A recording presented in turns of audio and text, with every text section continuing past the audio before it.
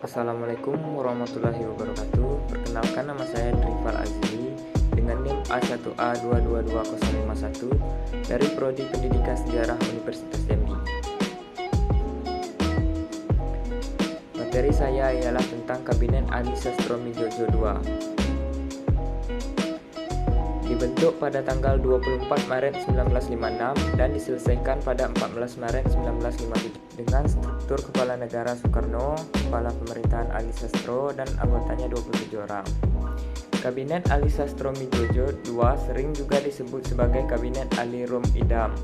Disebutnya sebagai Kabinet Ali Rum Idam karena kabinet ini dipimpin oleh Ali Sastromijojo didampingi dengan Muhammad Rum dan Idam Khalid sebagai wakilnya.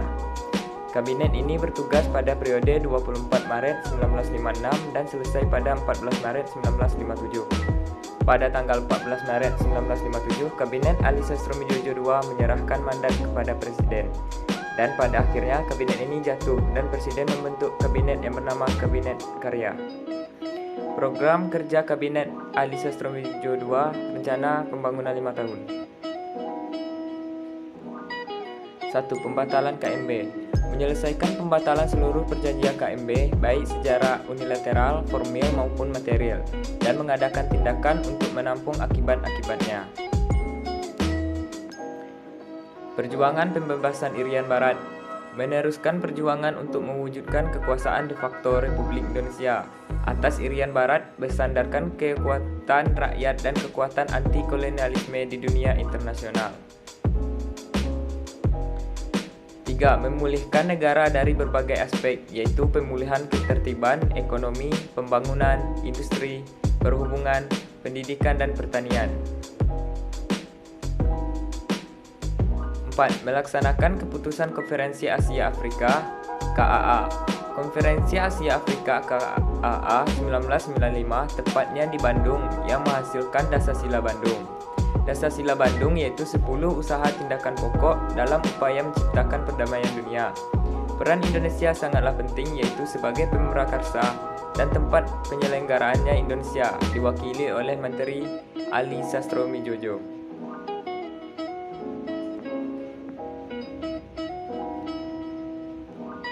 Perjuangan Kabinet Ali Sastromijojo II dalam memperjuangkan kemerdekaan. 1. Ali Sastromijojo II berperan dalam memperluas hubungan diplomatik antara Indonesia dengan negara Asia Afrika. 2. Pernah menjabat sebagai Duta Besar Indonesia untuk Amerika tahun 1950 sampai 1953. 3. Pernah ditunjuk sebagai Menteri Penerangan setelah Indonesia merdeka. 4. Pernah ditunjuk sebagai Menteri Pengajar Pendidikan dan Kebudayaan yang mana pada saat itu di bawah Kabinet Amir Syarifuddin. 5. Pernah ditunjuk sebagai Duta Besar pertama Indonesia untuk Amerika Serikat pada tahun 1950. 6. Kabinet Ali Sastromijojo II berhasil membatalkan KMB pada April 1956 yang mana Indonesia menolak membayar hutang warisan kolonialisme Belanda. 7. Ali Sastromijojo juga sukses menyelenggarakan pemilu pertama. 8.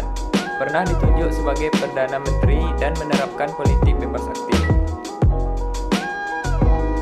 Susunan Kabinet dan anggota Kabinet Ali Sastromijojo II. Pemimpin Kabinet. Perdana Menteri yaitu Ali Sastromijojo, Wakil Perdana Menteri 1 Muhammad Rum, Wakil Perdana Menteri 2 Idham Khalid.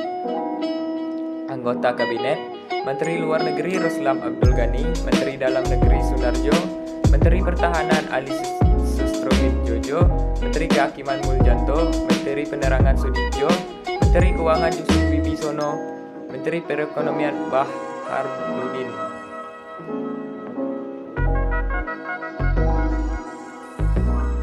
Menteri Muda Perekonomian FF Umbas, Menteri Pertanian Eni Karim, Menteri Muda Pertanian Syekh Marhaban, Menteri Perhubungan Sujar Tejakusuma, Menteri Muda Perhubungan ASD Rosari, Menteri Pekerjaan Umum dan Tenaga Pangeran Muhammad Nur, Menteri Agraria AA Suhardi, Menteri Sosial Fattah Jasin, Menteri Tenaga Kerja Sabilal Rasyad, Menteri Pendidikan dan Kebudayaan Sarino Mangunpronoto, Menteri Kesehatan Sinaga, Menteri Agama Muhammad Ilyas, Menteri Negara Urusan Perencanaan Juanda, Menteri Urusan Umum Rusli Abdul Wahid, Menteri Negara Urusan Veteran Dahlan Ibrahim.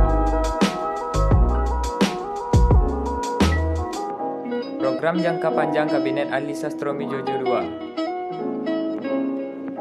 Melaksanakan politik luar negeri bebas aktif, mengusahakan nasib kaum buruh dan pegawai, pembatalan konferensi meja bundar, membentuk daerah-daerah otonomi dan mempercepat terbentuknya DPRD, menstabilkan keuangan daerah, mewujudkan perubahan ekonomi kolonial menjadi ekonomi nasional berdasarkan kepentingan rakyat, memperjuangkan Irian Barat kembali ke Indonesia, pemulihan keamanan ketertiban, pembangunan ekonomi, keuangan, industri, perhubungan, pendidikan, dan pertanian, melaksanakan konferensi Asia Afrika. Munculnya peristiwa pada masa Kabinet Ali Sastro Midjojo II. Gagal memaksa Belanda untuk menyerahkan Irian Barat yang akhirnya membatalkan KMB. Munculnya masalah anti-Cina di kalangan rakyat yang kurang senang melihat kedudukan istimewa golongan di dalam perdagangan.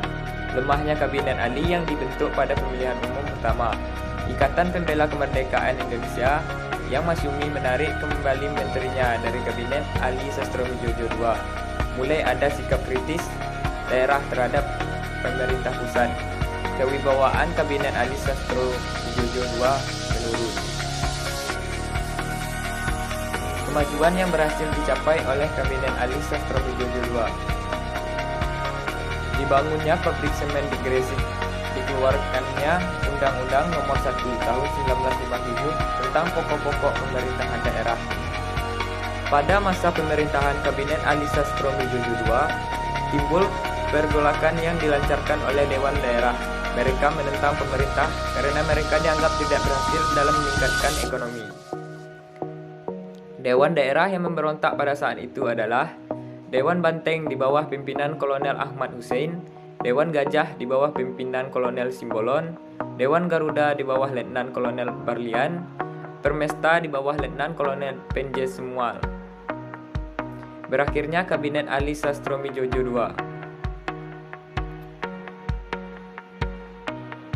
Kabinet Ali Sastro Midjojo II hanya bertugas selama 1 tahun, karena kabinet ini harus mengembalikan mandat mereka kepada Presiden.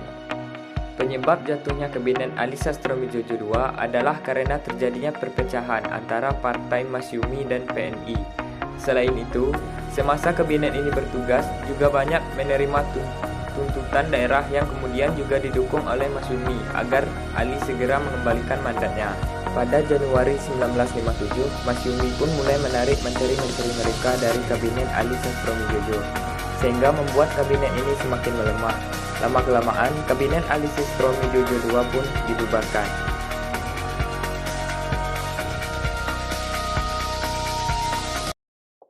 Sekian dari pembahasan yang bisa saya sampaikan. Jikalau ada kesalahan penulisan atau ucapan, saya meminta maaf. Akhir kata, Assalamualaikum warahmatullahi wabarakatuh.